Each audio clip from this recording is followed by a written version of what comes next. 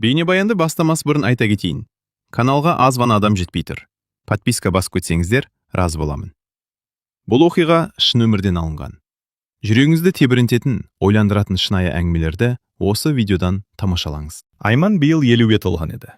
Өмірдің талай белесін артқа тастап, 2 баласын аяқтандырып, енді өздері үшін өмір сүретін уақыт келгендей көрінген. Бірақ тағдырдың өз жоспары бар екен. Күйеуі Болат соңғы бірнеше жылдан бері вахталық жұмыста істейтін. Кейде 3 айға, кейде 4 айға кететін. Биылғы сапар ұзаққа созылып, 6 айлық келісімшартқа қол қойған еді. Сабыр ет, Айман, көзді ашып жұмғанша өте шығады, деген болатын жолға шығар алдында. Айман күлімсіреп бас изегенімен, іштей жалғыздықтың оңай болмайтынын сезген. Алғашқы апталар қалыпты өтті. Таңертең тұрып Алласын сыпырады, бақшасын суарады, кешке қызымен сөйлеседі. Бірақ үйдегі ер адамның жоқтығы біртіндеп байқала бастады. Бір күні ауладағы су құбыры жарылып кетті. Айман телефон ұстап біраз тұрды. Кімді шақырарын білмеді. Сол кезде телефон шырылдады.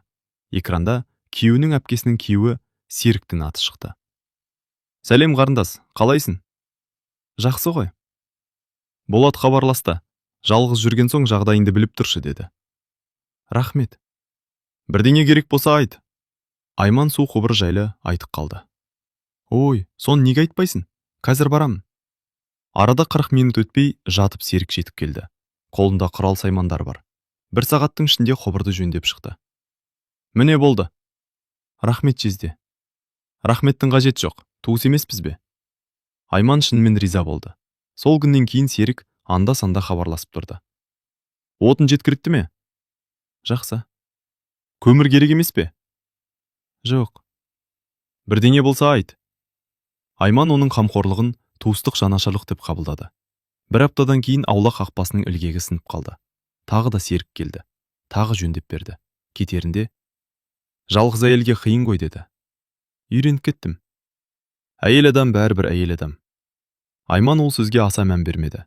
Кешке Болат телефон соқты. Серік барып жүр ме? Иә, көмектесіп жүр. Жақсы екен. Мен де соған айтқанмын, қарасып тұр деп. Айманның көңілі жайланды. Демек бәрі күйеуінің өтінішімен болып жатыр. Келесі күндері Серік жиі келе бастады. Бірде алма ағаштарының бұтағын кесіп берді. Бірде шатырдың бір жерін бекітіп берді. Бірде аула шамын ауыстырды. Айман оны мұнша уақыт тауып жүргеніне таңғалатын. Жезде, өз үйіңіз жоқ па? Серік күліп жіберді. Бар ғой, бірақ сен жалғызсың. Мен бала емеспін ғой. Білем. Осы жолы оның көзқарасы Айманға бір түрлі көрінді. Бірақ ол ойын тез ысырып тастады. Артық ойлап кеттім-ау, деді ішінен. Күздің салқын кештерінің бірі еді. Жаңбыр сіркіреп тұрды. Айман ас үйде шай ішіп отырған. Қақпа тарсылдады. Терезеден қараса, Серік екен. Қолында пакет. Кіріңіз. Мынау саған. Пакеттің ішінде жеміс-жидек пен тәттілер бар екен. Бұның не қажеті бар? Көңіл ғой. Артық шығынданыпсыз. Кейде адамды ойлайтын жан болу керек. Айман үндемеді. Бұл сөз оған тосындау естілді. Серік шай ішіп отырғанда әңгімені соза берді. Жалғыздық қиын ба? Кейде. Болат көп кетеді екен. Жұмыс қой. Әйел адамға көңіл бөлу де керек. Айман әңгіменің бағытын ұнатпады. Бәрі жақсы. Жақсы болса болғаны. Серік көп ұзамай кетіп қалды. Бірақ сол кештен кейін Айманның ішінде түсініксіз бір сезім пайда болды. Нақты не екенін өзі де білмеді. Бір нәрсе дұрыс емес секілді. Арада тағы бірнеше күн өтті. Бір күні көрші Гүлнар апай дүкеннің алдында жолықты. Әңгімелесіп тұрып кенет, Серік жиі келіп жүр ғой, деді. Иә, көмектесіп жүр. Гүлнар апай бір сәт үнсіз қалды. Сақ болған дұрыс, қызым. Неге? Жай, адамдар әртүрлі болады. Айман таңырқап қалды. Не айтқыңыз келіп тұр? Ештеңе. Өзімнің айтарым сол. Қарт әйел бұрылып кетіп қалды. Айман үйге қайтқанша сол сөздерді ойлап келді. Бірақ нақты не меңзегенін түсінбеді. Сол түні ұйықтар алдында телефонын қолына алды. Күйеуінен хабар келген екен. Оны оқып отырып байқамай, басқа чаттарды ашып қалды. Сол кезде көзі бір нәрсеге түсті. Күндіз Серік жіберген хабарлама. Ол хабарламаны жұмыстан қол босамай байқамаған екен. Хабарламада бір-ақ сөйлем жазылып тұрды. Кейде сенің жалғыз жүргеніңе қатты уайымдаймын. Айман ұзақ қарап қалды. Бұл жай ғана туыстық жанашырлық па? Әлде оның астарында басқа мағына бар ма? Ол жауап жазбады.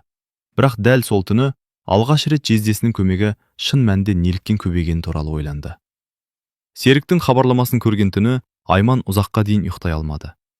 Кейде сенің жалғыз жүргеніңе қатты уайымдаймын. Бір қарағанда қарапайым сөз сияқты, бірақ неге екені белгісіз, оның көңіліне күмән ұялатқан. Таңертең оянғанда өзін өзі сөкті. Не болып қалды маған? Адам көмектесіп жүр ғой. Сөйтіп күнделікті тірлігіне кірісті. Алайда Гүлнар апайдың ескертуі де түнгі хабарламада ойынан кетпеді. Түске қарай телефоны тағы шырылдады. Серік екен. Сәлем қарындас. Сәлеметсіз бе? Дүкенге бара жатырмын. Саған бірдеңе керек емес пе? Жоқ, рахмет. Йол ма? Шынымен керек емес. Жарайды, әңгіме аяқталды. Бірақ жарты сағат өтпей тағы хабарласты. Айман, үйде отырсың ба? Иә. Жолым түсіп барады, кіріп шығайын. Айманның бас тартуға еш себебі жоқ еді. Келе беріңіз. Серікке келгенде қолында тағы пакет болды. Бұл жолы қымбат шай мен тәттілер алып келіпті. Мұның бәрі неге? Саған деп алдым. Әуре болмаңыз. Әуре емес. Айман пакетке қарап қалды. Бұрын мұндай сыйлықтарды күйеуі жиі ала бермейтін. Ішінде тағы да бір түсініксіз сезім пайда болды. Шай үстінде Серік бұрынғыдан ашық сөйлей бастады. Балалар бөлек кетті ме? Иә. Үй бос қалған шығар. Үйреніп кеттім. Кейде адамға сөйлесетін жан керек қой. Айман үндемеді. Сен бұрынғыдай емессің. Қалай? Қартаймағансың. Айман алғаш рет ыңғайсызданды. 50-ге келдік қой. 50 деген жас емес қазір. Айман әңгімені басқа жаққа бұруға тырысты. Жеңгем қалай? Жақсы. Балалар ше? Олар да жақсы. Бірақ Серік қайтадан әңгімені өзіне бұруға келетін. Бұл бұрын байқалмаған нәрсе еді. Кетер кезде аулада біраз тұрды. Бірдеңе керек болса, кез келген уақытта хабарлас. Жарайды. Күндіз де, түнде де. Айман бір сәт тосылып қалды. Түнде не үшін? Серік күліп жіберді. Әйтеуір айтып тұрмын. Ол кетіп қалған соң Айман біразға дейін қақпа алдында тұрды. Жүрегі мазасыздана бастаған. Сол күні кешке қызы Айнұр хабарласты. Әдеттегідей жағдай сұрады. Біраз сөйлескеннен кейін Айман байқамай, Серік жезде жиі келіп жүр, деді. Телефонның ар жағында үнсіздік орнады. Қаншалықты жиі? Аптасына бірнеше рет. Әкең сұраған шығар. Иә. Анашым, бәрібір сақ болыңыз. Неге бәрін солай дейсіңдер? Жай айтып тұрмын. Айман таңырқап қалды. Алдымен Гүлнар апай, енді қызы. Бәрі бір нәрсені сезетіндей, тек өзі ғана түсінбейтін секілді. Келесі күні күтпеген жағдай болды. Айман базарға барып қайтқан. Үйіне жақындағанда көшенің бұрылысынан Серіктің көлігін көрді. Бірақ қызығы, ол үйінің алдында емес еді. Көлік жол жиегінде тоқтап тұрған. Ішінде Серік отыр. Айманды байқамаған сияқты. Бірнеше минут өткенде ғана көлік орнынан қозғалды. Айман аң-таң болды. Мұнда не істеп отырды? Үйге келіп ойланды. Бәлкім кездейсоқтық шығар. Бәлкім біреуді күткен шығар. Өзін өзі тыныштандыруға тырысты. Бірақ күдік бұрынғыдан күшейе түсті. Кешке тағы хабарлама келді. Бұл жолы сөз қысқа болды. Үйге аман жеттің де? Айманның жүрегі зу ете қалды. Ол базардан қайтқан Серік қайдан білді? Өйткені ол ешкімге айтпаған еді. Телефонды қолына алып ұзақ отырды. Сосын қысқа ғана жауап жазды. Жеттім. 1 минут өтпей жауап келді. Жақсы екен, уайымдап отырдым. Айман экранға үнсіз қарап қалды. Енді бұл қарапайым қамқорлыққа ұқсамайтын. Ол түнде Гүлнар апайдың сөзін қайта есіне алды. Сақ болғаның дұрыс. Бірақ ең үлкен күдік келесі күні пайда болды. Таңертең аула сыпырып жүргенде қақпа сыртынан екі әйелдің әңгімесі естілді. Олар Айманды байқамаған сияқты. Анау Серік тағы келіп жүр ме? Иә, көріп жүрмін. Біртүрлі өзі. Бұрында сондай болған дейді ғой. Әйелдердің дауысы алыстап кетті. Айман тұрған жерінде қатып қалды. Бұрында сондай болған дейді ғой. Бұл сөз оның көңіліне маза бермеді. Ал сол күні кешке Серіктен тағы хабарлама келді. Бірақ бұл жолғы сөздер бұрынғылардан әлде қайта тосын еді. Кейде сенімен сөйлескенде өзімді ерекше жақсы сезінемін. Айманның жүрегі тарс ете қалды. Серіктен соңғы хабарламасын оқыған түні Айман қатты ашуланды. Кейде сенімен сөйлескенде өзінді ерекше жақсы сезінемін. Бұл сөздерді туыс адам жазбайтынын ол жақсы түсінді. Бірақ бірден дау шығарғысы келмеді. Мүмкін қателесіп тұрған шығармын деп өзін сабырға шақырды. Сол себепті жауап жазған жоқ. Келесі күні таңертең Серік қайта хабарласты. Кеше жазғанымды көрдің бе? Көрдім. Жауап бермедің ғой. Жұмыс болды. Ренжіп қалдың ба? Жоқ. Айман әңгімені қысқа қайырды. Бірақ Серік бұрынғыдай емес еді. Даусынан біртүрлі еркіндік сезілді. Сол күні кешке ауылдағы туыстары хабарласып, алдағы сенбіде үлкен той болатынын айтты. Барлығы шақырылған. Айман да баруға келісті. Сенбі күні ауыл сыртындағы мейрамхана адамға лық толды. Той қызу өтіп жатты. Айман бірнеше таныстарымен бір үстелде отырды. Біраз уақыттан кейін Серіктің өзіне қайта-қайта қарап отырғанын байқады. Бұрын мұндайды байқамаған. Не байқамауға тырысқан. Бір кезде ол орын ауыстырып, Айман отырған үстелге жақындап келді. Жалғыз отырсын ба? Жоқ, бәрі осында. Көңіл күйің жақсы ма? Жақсы. Айман қысқа жауап берді. Бірақ Серік кетпеді. Әңгіме іздеп тұрғандай. Осы кезде қастарындағы әйелдердің бірі. Айман әпше, жасарып кетіпсіз ғой, деп күлді. Сол сәтте Серік сөзге араласты. Рас айтады. Айман үндемеді. Кейбір әйелдер 50-ге келгенде де әдемілігін жоғалтпайды. Үстелдегілер жай ғана әзіл ретінде қабылдады. Бірақ Айманның көңіліне бұл сөз жақпады. Той аяқталған кезде түн болып кеткен. Көп адам үйлеріне тарай бастады. Айман такси шақырмақ болды. Сол кезде Серік қасына келді. Мен апарып тастайын. Қажет жоқ. Бір ауылға барамыз ғой. Таксимен ақ қайтамын. Не үшін ақша шашасын? Айман көп ойланбай келісті. Өйткені жол қысқа болатын. Алғашында бәрі тыныш өтті. Көлік қараңғы жолмен баяу келе жатты. Радио ақырын ойнап тұр. Бірнеше минут бойы ешкім сөйлемеді. Кенет Серік сөз бастады. Айман. Иә? Саған бір нәрсе айтқым келеді. Айман терезеге қарап отырды. Айта беріңіз. Соңғы уақытта сен туралы көп ойлаймын. Айман бірден оған қарады. Не? Шынымды айтып тұрмын. Түсінбедім. Серік терең дем алды. Сен жақсы әйелсің. Оныңызды білемін. Жоқ, сен түсінбей тұрсың. Айманның жүрегі жиі соға бастады. Жезде, әңгімені тоқтатайық. Бірақ Серік тоқтамады. Болат айлап үйде болмайды. Ол жұмыс істеп жүр. Білемін. Онда сен де адамсың ғой. Айман ашулана бастады. Нені меңзеп тұрсыз? Көлік баяулай түсті. Серік жол жиегіне тоқтады. Айманның мазасы кетті. Неге тоқтадыңыз? Бір рет сөйлесіп алайық дедім. Айтыңыз. Серік оған тіке қарады. Мен сені бұрыннан ұнатамын. Айман естігеніне сенбей қалды. Бірнеше секунд үнсіз отырды. Не дедіңіз? Шындық. Сіз есіңіздесіз бе? Әбден. Мен сіздің қайныңыздың әйелімін. Білемін. Жеңгемнің күйеусіз. Білемін. Айманның ашуы қайнай бастады. Онда мұндай сөздерді қалай айтып отырсыз? Мен сезімімді жасыра алмадым. Тоқтаңыз! Айманның даусы қатты шықты. Бұдан кейін мұндай әңгімені естімеймін. Серік үндемеді. Үйге апарыңыз. Айман, үйге апарыңыз. Бірнеше секундтан кейін көлік қайта қозғалды. Қалған жол үнсіз өтті. Үйдің алдына келгенде Айман бірден түсіп қалды. Қақпаға жеткенде артынан Серіктің даусы естілді. Ойланып көр. Айман артына бұрылды. Ешқашан. Ол үйге кіріп кетті. Сол түні көз іле алмады. Басы сан ойға толды. Ашуланды, жиіркенді, өкпеледі.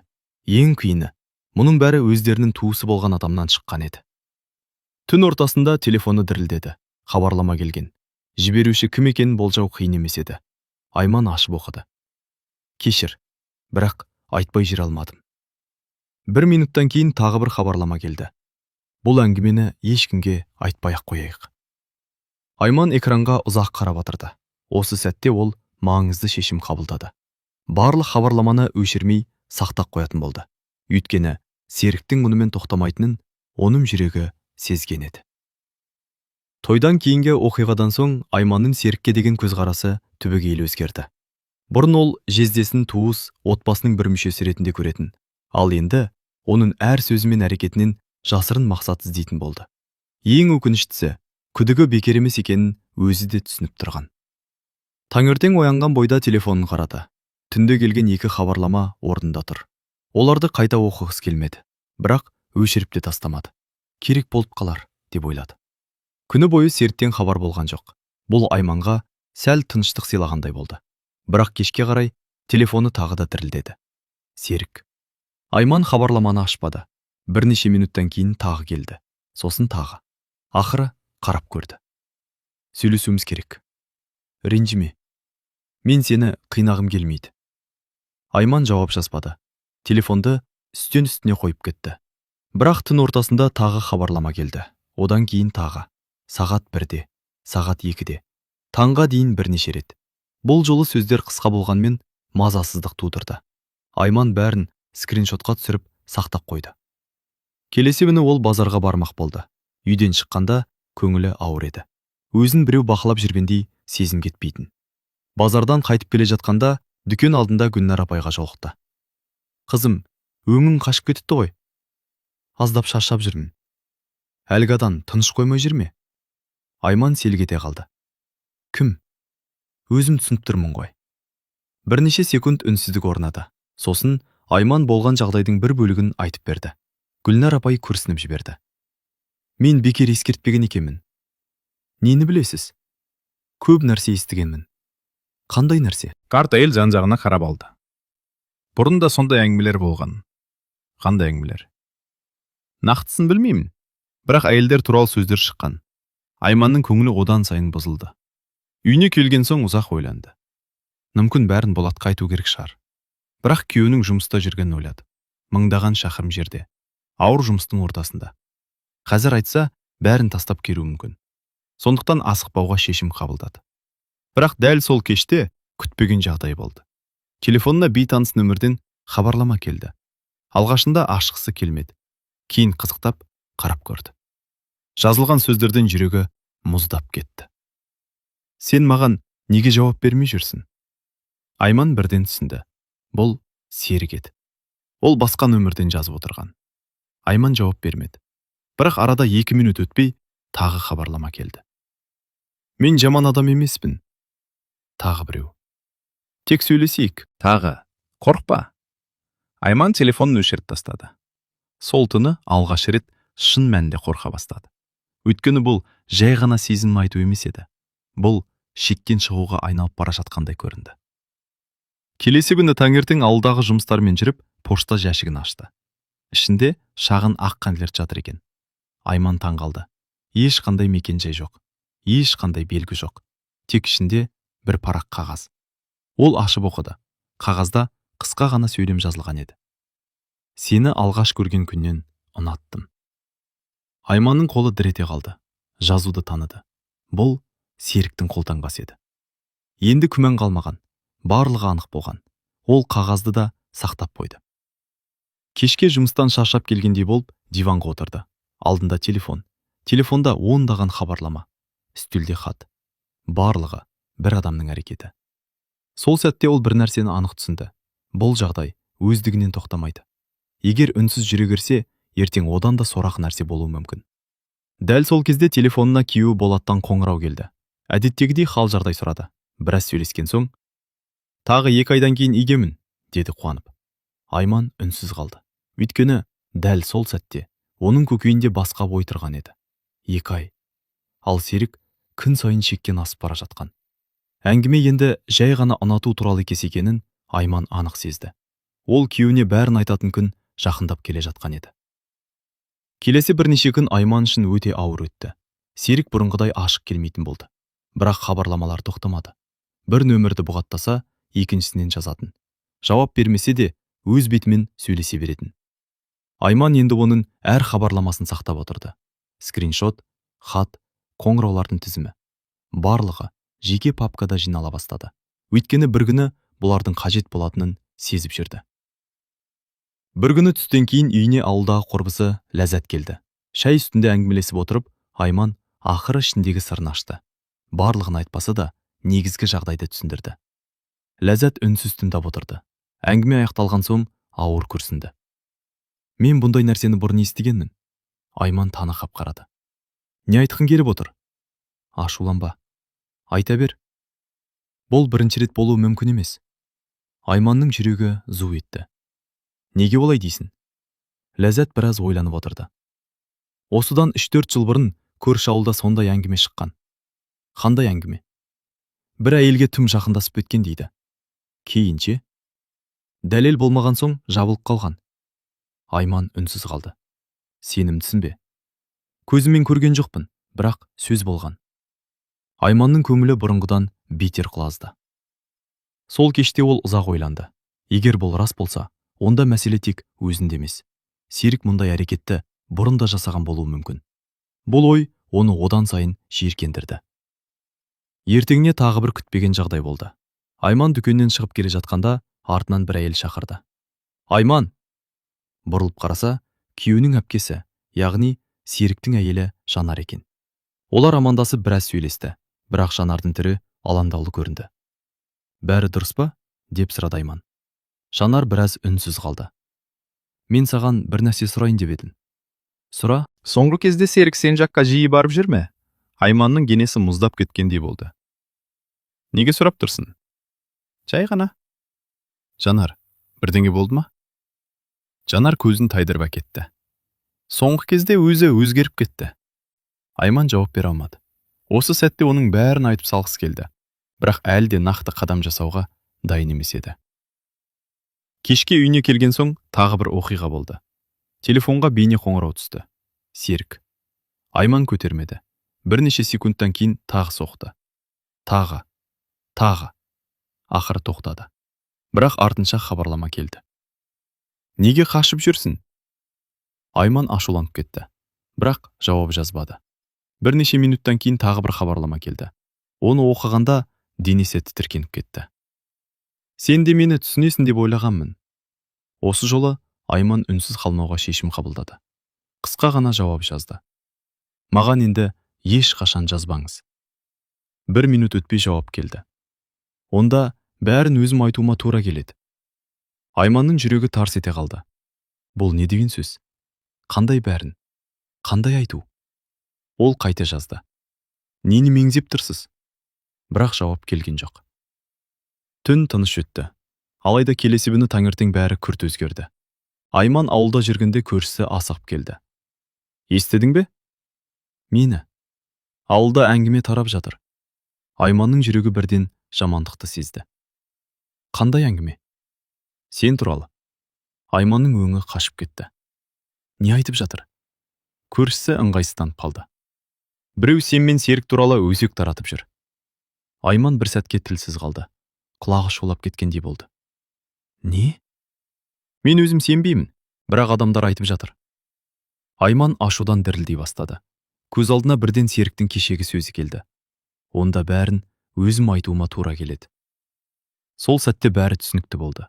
Біреу өтірік әңгіме тарата бастаған. Және оның кім екенін болжау қиын емес еді. Айман үйге кіріп ноутбугын ашты. Барлық скриншоттарды қайта қарап шықты. Хабарламалар, қоңыраулар, хат, барлығы орнында. Ол папканы жауып қойды. Сосын күйеуінің нөмірін ашты. Саусағы қоңырау батырмасының үстінде ұзақ тұрды. Енді үндемей жүру мүмкін емес еді. Шындықты айтатын уақыт келген болатын. Ал Болаттың үйге қайтуына бір айдан сәл ғана көп уақыт қалған еді. Айман күйеуінің нөміріне ұзақ қарап отырды. Соңында терең дем алып қоңырау шалды. Телефон бірнеше рет шақырғаннан кейін Болат көтерді. Айман, амансың ба? Даусынан әдеттегі көңілділік байқалды. Бірақ Айман сөйлей алмай қалды. Не болды? Болат, саған маңызды нәрсе айтуым керек. Күйеуі бірден байыпты, қалыпқа көшті. Не болды? Сол түні Айман бәрін айтты. Басынан аяғына дейін. Серіктің алғашқы көмегі, хабарламалар, тойдан кейінгі әңгіме, хат, өсек, барлығы. Телефонның ар жағында ұзақ үнсіздік орнады. Сосын Болаттың ауыр демалған естілді. Дәлелдер бар ма? Бар. Бәрін сақтадың ба? Иә. Ештеңені өшірме. Оның даусы бұрынғыдан суық шықты. Айман күйеуін алғаш рет осылай естігендей болды. Сен кінәлі емессің. Білемін. Ең бастысы, үндемей жүре бермегенің дұрыс болған. Сол түні олар ұзақ сөйлесті. Бір аптадан кейін күтпеген жаңалық келді. Болат вахтадағы жұмысын аяқтамай, мерзімнен бұрын қайтатын болды.